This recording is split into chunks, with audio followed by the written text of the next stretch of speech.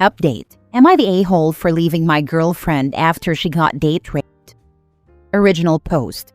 My girlfriend, explicitly because I was spending my weekend with family who had flown in from out of state and country, decided to go out. She spent however much of the day at the mall with some guy she said she just wanted to be friends with. He took her back to his place where there was apparently a party. She turned off her location. I noticed when I went to send her a good night message and asked her if everything was okay and if she was safe. She affectionately said she was. I asked her if her home Wi-Fi was down again. She told me she had turned it off so her parents wouldn't know where she was. I asked her where she was and she never answered me. From the bits she's told me, the music was loud. He told her he wanted to show her his room because of how hilariously tiny it was. She went up with him, and he started going after her sexually. She said it was late and her parents were worried about her and she wanted to go home, but from what I understand, he pressured her into saying yes. That's coercion and rape. I got a message that morning telling me she had cheated, but her friends told her it was rape. I messaged her, drew her hugging geese, told her I wanted to make sure she was okay, and call. I offered to drive over. She told me she was with her good friend, different guy obviously, and spending the day with him. I kept messaging, worried about her, to no response, until I stopped to not pressure her. I barely got through work that day and got myself drunk that night, first time properly sloshed, to stop worrying. When trying to be with family, I only had a day with between months or years. She called me when I was drunk and asked me to come over, offered to Uber me over, told me she needed me. I told her I was drunk and couldn't be there. I had also promised my family members not to talk to her if they let me at the hard whiskey. She called me, and I was apparently asking too many questions and told me to just spend the next day with family. The next day while I was with family, she begged me to come over. By that point, I was already talking to family, including my sister, who was abused, including violated by her ex, trying to understand. They all told me she breached my trust. In all fairness, they're biased because they feel she's abusive. In a previous AITA post, all responses told me I was being abused, if they believed the story at all. I broke up with her then, but she told me she needed me to sit next to her that night, or she wouldn't be able to finish her take-home midterm. She aced it while I worked right next to her. We talked and cuddled and I thought things would improve, and some aspects definitely did. My sister told me breaking up with her, then comforting her, would just lead me back into the cycle and hurt her too. And I thought through all the stories I had hidden from them and my friends of how she did me wrong, and I yelled at them that they were wrong, and I just slid down onto the ground and wrote this message. You did not deserve to be raped. What he did was awful, and it is never your fault. But girlfriend, you went up to his room alone with him, after you two spent however much of the day together. You made fun of me for how oblivious I was at the start, but even I would have caught that. You didn't tell him about me because you didn't want to ruin his opinion by being too complicated. You can say my boyfriend is worried about me without explaining our entire relationship. You could make it clear you were taken, but you didn't, when you have actively complained to me about how men often only befriend women for sex. And again, none of that excuses what he did, and I am so sorry that happened to you. But that doesn't change that you cheated on me. Not physically, but emotionally. My family doesn't know so many of the other cheating adjacent things either, and so many friends are telling me the exact same thing. When you called me, I melted at your voice and forgot it all. But our relationship died when you walked into that room. It should have died when you refused full exclusivity, and it should have died when you kissed that guy on our break. If I go over there now, I will be betraying my sister and other relatives when I promised so many times I wouldn't leave her again. And besides, there's nothing I as your ex can possibly do to genuinely support you right now, especially with how shattered my trust is. I'm sorry I made a promise to you I couldn't keep. You were right. Your trauma is valid, and if you need to, please talk to a professional at the sexual assault hotline. Thank you for the lessons, the fun, your amazing cooking, and the geese. And Poodle, wish you the very best. Goodbye. I don't think we should stay in contact, even though it burns me inside to say this. I'll send you your stuff, including replacement Tupperware, and I'll figure out with someone to grab my stuff too. Now for the top comments before reading the update. Jesus Christ, that was too much. I dumped her in my mind when you said she was hanging out with some other guy and turned her location off. She literally went on a date with another guy, then followed him to his home, turned off her location, followed him into his room and slept with him, and is now screaming rape. Like, I normally wouldn't want to victim blame, but it really sounds like she just went on a date, slept with another guy, then decided to say she was forced, just in case anything ever came up due to her turning off her location. She just had to see his tiny room. See you next month when you're back with the abusive little idiot, although I hope not. Yeah, last time I made a post like this, I went right back because she promised to change. And while she did check herself into therapy like I asked her to, now she's just about burned the bridge. And even though I blocked her on everything, she's still putting photos into the shared album. It genuinely makes me cringe now when I see her face, so I think I'm safe on that. And if not, I am in the process of having a conversation with my entire friend network piece by piece so that they can get my head on straight if I even think about going back. Currently, I'm throwing myself into helping my sister with her wedding by illustrating their guest/songbook and hitting the gym to get back the six-pack I had before I met her. Can you remove yourself from this shared album? I want to talk to a therapist, which is why I haven't left the album or removed our text logs, since I want to be able to talk about things with a good timeline and exact words. I'm honestly extremely confident I won't fall back into the cycle again. Feasibly, I don't imagine a way for her to contact me again bar, I don't know, commenting on an old shared Google Doc, since I don't know how to block on there. Now for the update. So, something like 2 months ago, I made a post here. In short, while I had family I barely saw in town over the weekend, my ex hung out with a friend. Her location went off. Then she told me she had cheated, but then that she'd been raped the next morning. Then contact stopped. Then I got drunk because I was just glassy-eyed and was trying to enjoy the time I barely got with family. Then she suddenly wanted me over, etc. I ended up coming to the conclusion that she had been date raped while cheating on me. And with my family support, especially my sister, who had been victimized herself in the past, I ended things and dumped her. I thought that was a lot when it happened, but things went insane afterwards. So, I ended up spending the day with family. And that night, I went to my cousin's grandmother's 79th birthday. She and her husband were basically surrogate grandparents to me. That section of the family was always close, so they were almost grandparents to me.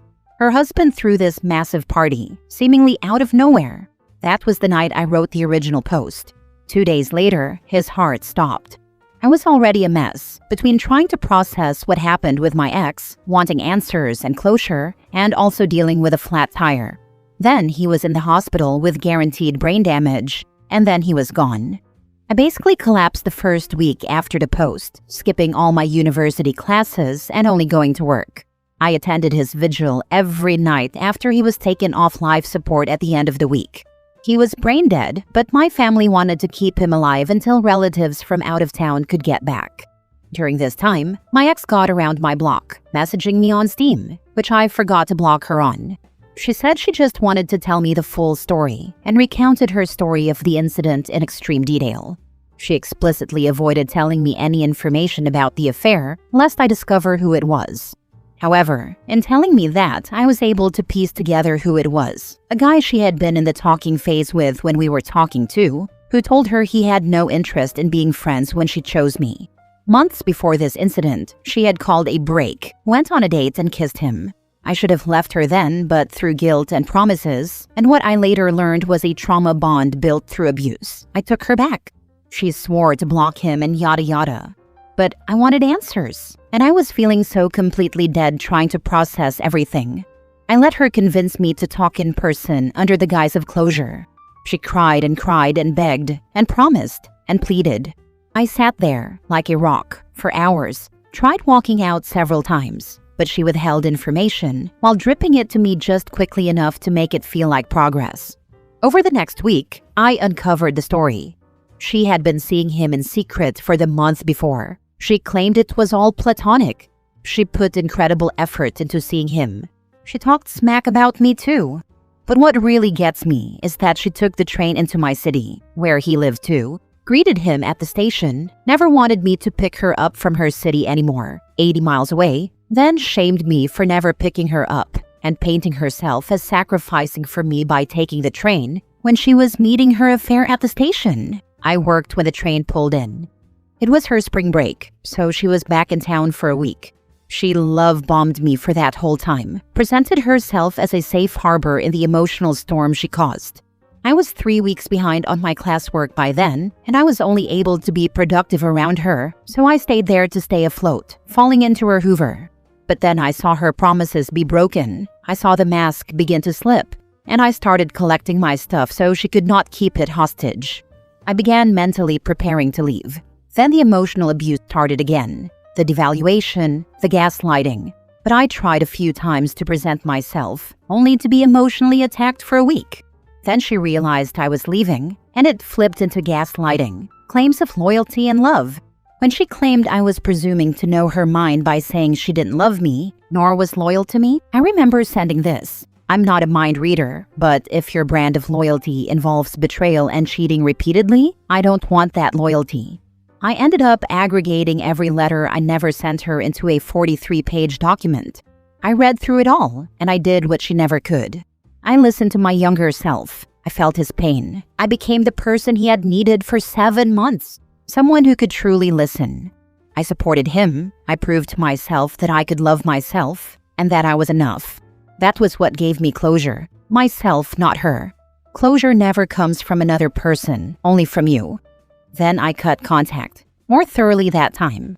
No contact will be a month and 3 days. She tried contacting me by using my phone number at CVS to send me a receipt, adding me on chess.com, and reacting to my Duolingo streak, but I just kept going. It was hard at first, but I got myself into therapy, where I started at medium depression but have been cleared completely. Started attending Codependence Anonymous meeting. Reconnected with friends and family better than I ever had before in my life. I also realized that I was likely dealing with someone with comorbid BPD and NPD, especially since she would explicitly revoke her empathy and love at times, among many other things you can read by going through my post and comment history.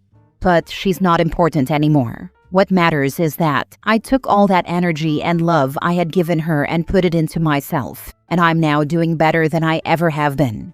I'm on top of myself and I'm busy, but I'm loving it. I went from a 78 on my math exam at the beginning of no contact to a 106.5 a few days ago. I barely think of my ex anymore, and while I'm not looking for romance, someone approached me the other day, and I had an amazing time with her then, so I'm open to see where things go. Apart from that, my sister's wedding is in 2 weeks. I've been incredibly busy illustrating for that. Drew for 8 hours today. My finals are at the same time, and I'm also pursuing a Microsoft contract, so life is amazing but exhausting. I'm driving out to the desert with my friend tomorrow though, and he's going to introduce me to a bunch of motor and water sports, so I'm honestly really excited. Plus I'm getting a ton of friends together on Sunday to meet up after a while. Life is really good. I just wanted to thank everyone who commented and DM'd me on the original post. So many of you helped me.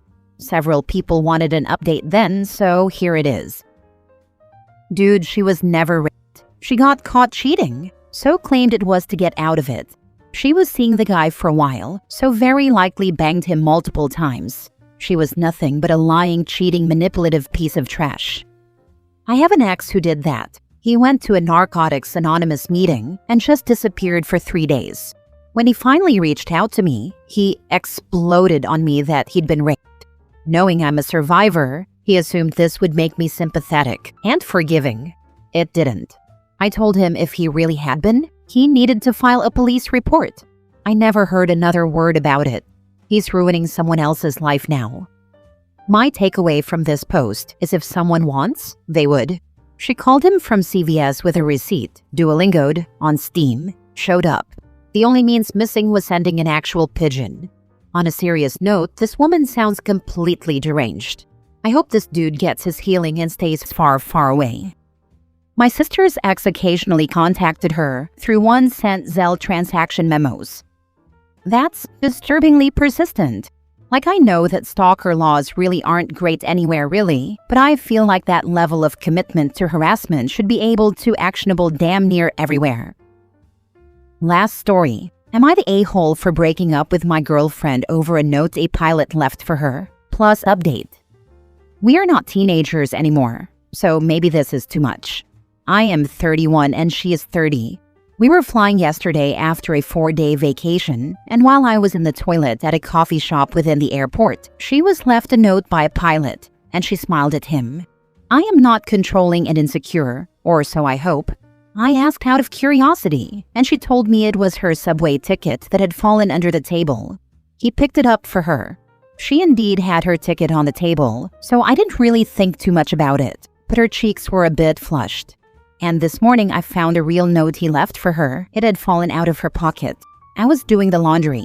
It was crumpled and written by hand, "Drive you like a hammer on a bed of nails," plus a wink emoji. I googled that, and it was a reference to an Alice Cooper song. I still haven't decided what to do. I will try to talk with her before ending this 6-year-old relationship. Sorry for the misleading title. I have not told her anything yet. I'm waiting for her to wake up and understand what happened. Now for the comments before reading the update. Not the a-hole, but she is. Simply for lying when you're in a relationship. If she had told you what it said from the beginning, it'd be no big deal. She made it secretive and weird. I still haven't decided what to do. I will try to talk with her before ending this 6-year relationship.